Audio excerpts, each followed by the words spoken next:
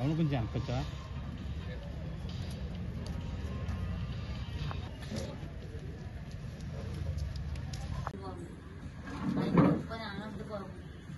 సరదాగా వెళ్ళి చూసొస్తామని కానీ ఆయన మాట అందరూ చెడ్డగా చెప్తారండి. ఆయన పార్టీ ఆయన ఏమి పవన్ కళ్యాణ్ గారిని ఏమి అనంతబాబు, ఎందుకంటే ఆయన మా ఫ్రెండ్ అని కొట్టి తీసుకెళ్ళదు. నా పిల్లలు సరదాకి వెళ్ళారు అంతే తప్పండి. దాని గురించి ఎవరు వచ్చి చెడ్డగా చెప్పొద్దు బాబు దయచేసి.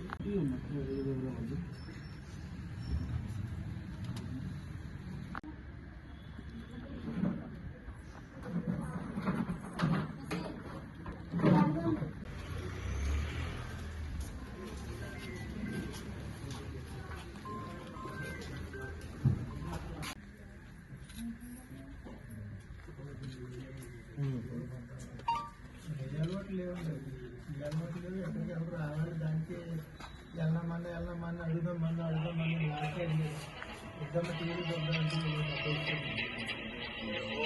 వెనక్కి ఎలా ఉండండి.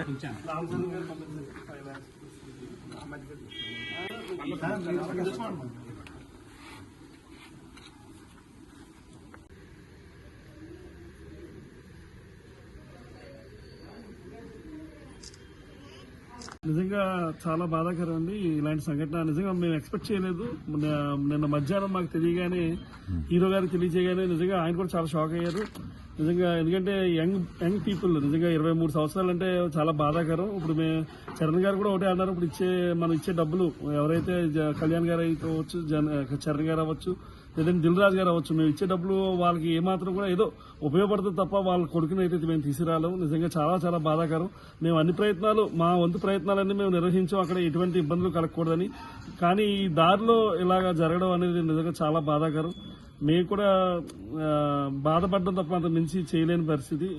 చరణ్ గారి తరఫున ఈరోజు 5 లక్షల రూపాయలని వారి కుటుంబ సభ్యులకి అందజేయడం జరిగిందండి. నిజంగా చాలా బాధాకరమైన వాళ్ళ బాధ చూస్తే మేము వర్ణాతీతం. నిజంగా మాటలు కూడా రావట్లేదు నిజంగా వాళ్ళ బాధ. ఎందుకంటే చేతికొందుకు వచ్చిన కొడుకు అలాగా అవ్వడం అనేది నిజంగా చాలా చాలా బాధాకరం.